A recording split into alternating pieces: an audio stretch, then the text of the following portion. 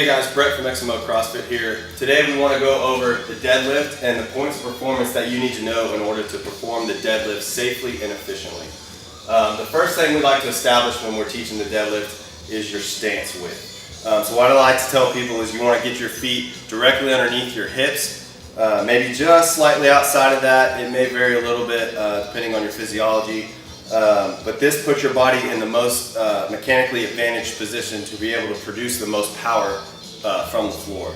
So after we establish our stance, we want to establish our grip width. Okay, so another thing that we tell people is as you're going down to grab the bar, do a thumb's length outside of your legs as you're approaching the bar. So as I grab the bar, it would be here. My thumb length would put my hands about right here. You can either do a double overhand grip or you can do an alternating grip. We tell people as the weight gets heavier, we want you to do an alternating grip because that helps keep the bar from spinning out of your hand as you pick it up, okay? So once we've established our grip, the next would be to establish the placement of the bar over our foot and to put it in the correct plane to produce the most power, okay? So what I tell people is start with the bar over your midfoot. And that could be about right here where that juncture of your pinky toe meets your foot. Okay, so that would be right about here in this plane. That's a good starting point.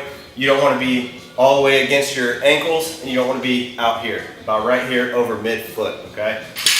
So once we've established that bar plane, next we want to talk about our shoulder position in relation to the bar, okay? So with our shoulders, we want them slightly forward of the bar. We don't want them too far back behind the bar, and we don't want them too far forward either because that puts you in a disadvantaged position, okay?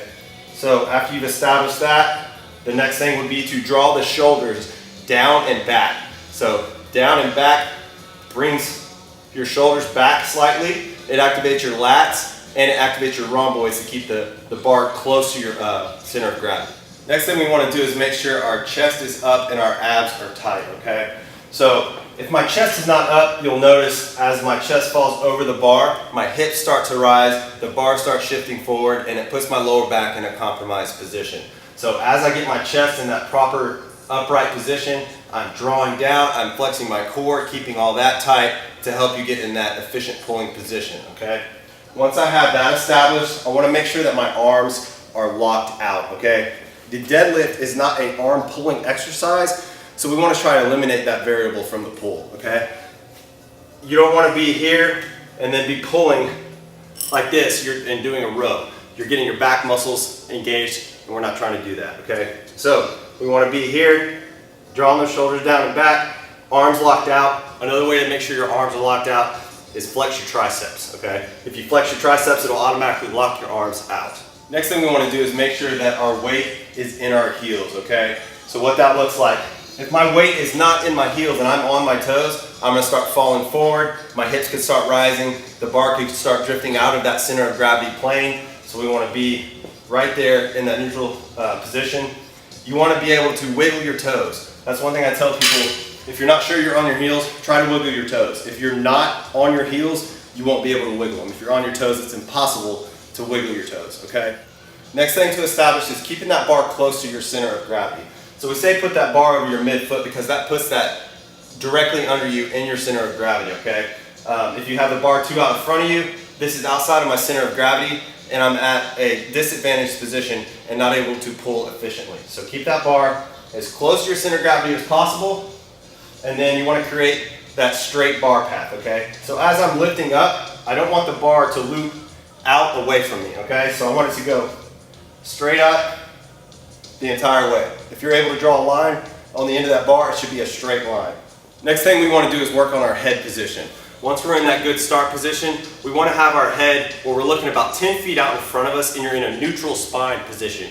You don't want to have your head cranked down and you don't want it too far up. That alters your center of gravity. It can put you in a disadvantaged pulling position and it'll make it harder to complete the lift efficiently, okay? Next, we want to ensure that our hips and our shoulders are rising at the same rate, okay? So what that means is, as I'm lifting, my hips and my shoulders are rising at the same time. If my hips were to rise first, you'd lock out your knees and then be pulling from that lower back.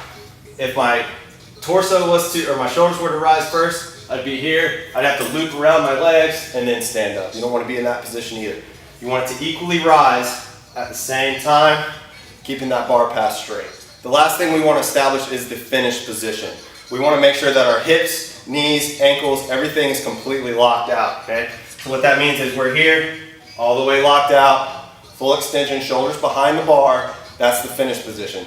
If you don't lock out your hips all the way, that's what that looks like. If you don't lock out your knees all the way, that's what that looks like, okay? So we want you to be in that full locked out position at the top. That completes the lift. One thing we caution you about is overextending at the top of the deadlift. So as you overextend here, that shifts that load to your lower back and can really hurt your lower back, okay? After you've established that proper setup position, then you can start adding weight to your deadlift.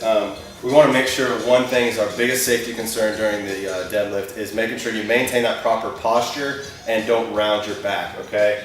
So if you're rounding your back, as you start pulling, that back will round, it shifts all that weight into your spine and can wreak havoc on your spine. You can get bulge disc, slip disc, you can throw your back completely out. And if you ever have injured your back, you know that it's such a long road to get back to where you're healthy again. So we want to make sure that we're maintaining that proper posture through the entire lift with that flat back all the way up into full extension, okay?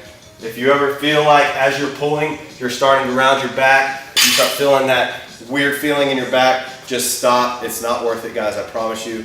You can lift another day, try it again, maybe some other time when you're a little bit stronger to hit that weight. It's just not worth it, guys, okay?